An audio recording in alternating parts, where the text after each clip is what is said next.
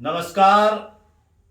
राष्ट्रीय news channel live TV समाचार में आप सभी का स्वागत है।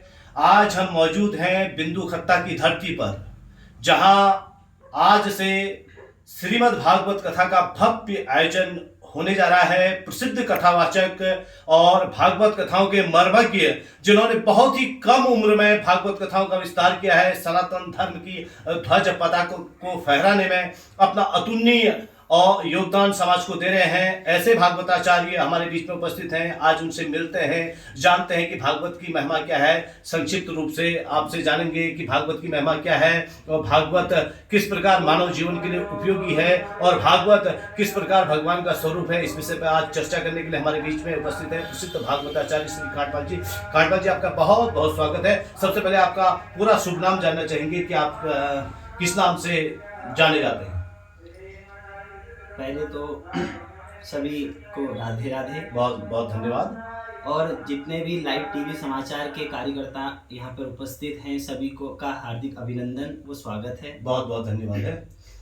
मेरा नाम दयाकृष्ण शास्त्री है जी जी। और मैं श्री वृंदावन धाम से जी शास्त्री की शिक्षा प्राप्त किया हुआ हूँ। बहुत सुंदर। और हमारे गुरुजी श्री डॉक्टर राम कृपाल त्रिपाठी गुरुजी रहे हैं। जी बहुत सुंदर। जो श्री रंगलक्ष्मी आदर्श संस्कृत महाविद्यालय के प्राचार्य हैं।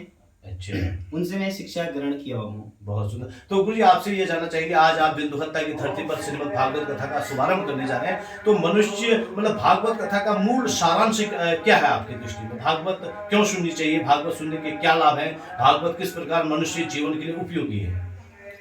प्रायः देखा जाए तो भागवत केवल एक पुस्तक ही नहीं, एक पुराण ही नहीं, अपितु ज्ञान का अथाह सागर है। बहुत सुंदर। अच्छा। क्यों?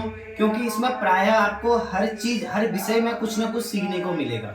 और जिसमें प्रायः आज प्रथम दिवस की कथा इस बिंदु खत्ता की पावन भूमि पर प्रारंभ होने जा रही है, जिसमें आपको बताएं तो प्रथम जो महात्म्य की कथा है उसमें देखें तो भक्ति, ज्ञान और वैराग्य। अच्छा। प्रायः आप वर्तमान समय में देखते हैं कि इस जग में, इस संसार में सभी के अंदर भक्ति तो है, परंतु ज्ञान और वैराग्य का पतन होने लगा है, अपितु उसका अभाव होने लगा है। हम प्रायः देखते हैं कि भक्ति तो उत्पन्न हो रही है, परंतु ज्ञान और वैराग्य जो है वो जर्जर अवस्था में उत्पन्न होने लगे हैं। अच्छा। अर्थात वह वृद्ध होने लगे हैं। अच्छा। तो श्रीमद् भागवताख्योयम एक भागवत ही ऐसी है जो उनको भी नव यौवन व जरायु से युवा अवस्था को प्रदान कराती है।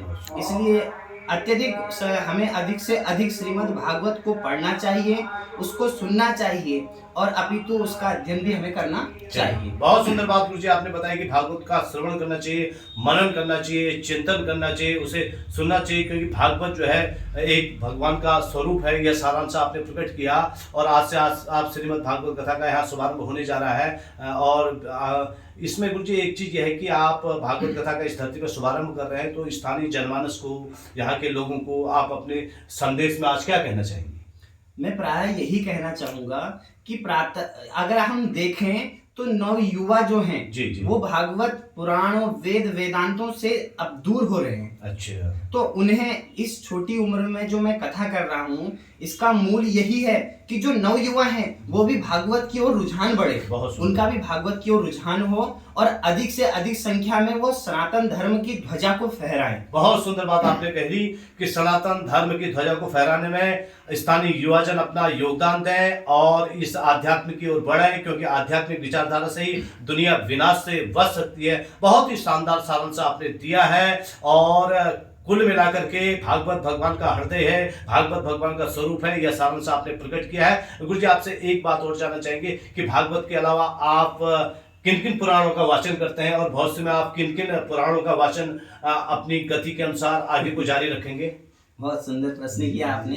प्रायः देखें तो मैं अभी वर्तमान समय में श्रीमद् भागवत, शिव महापुराण, देवी भागवत, राम कथा कर चुका हूँ। परंतु मैं भविष्य में चाहूंगा कि मैं 18 पुराणों का अध्ययन करूं और 18 पुराणों को जनमानस तक पहुंचाऊं। बहुत मेरा सुंदर उद्देश्य है। योजना है कि 18 पुराणों का अध्ययन करके और 18 पुराणों की जो कथाएं हैं, जो उनके भीतर छिपे हुए गूढ़ आध्यात्मिक रहस्य हैं, उन रहस्यों को जनमानस के बीच में पहुंचाने की आपकी बहुत ही सुंदर योजना है। श्रीमद् भागवत कथा आज आप यहाँ कर रहे हैं। थोड़ा सा एक चीज और आपसे जानना चाहेंगे, आप शिव पुराण का भी वो करते हैं, तो शिव पुराण में एक पंचाक्षर या षडाक्षर मंत्र आता है, तो उस मंत्र की क्या महिमा है, थोड़ा सा उसके बारे में। पंचाक्षर या षडाक्षर जो मंत्र जिसकी आप बात कर रहे जी। हैं, वह मंत्र जिस प्रकार ओम नमः शिवाय का मंत्र है, उससे क्या होता है कि भगवान की किस प्रकार इस संसार को भगवान ने बनाया है, किस प्रकार भगवान ने इस संसार का पालन किया है और किस प्रकार भगवान इस संसार का लय कर देते हैं, यह सब सार उस मंत्र में छिपा हुआ है। अपने आप में मतलब सर्वश्रेष्ठ मंत्र, सर्वश्रेष्ठ मंत्र है। बहुत सुंदर बात आपने बताई कि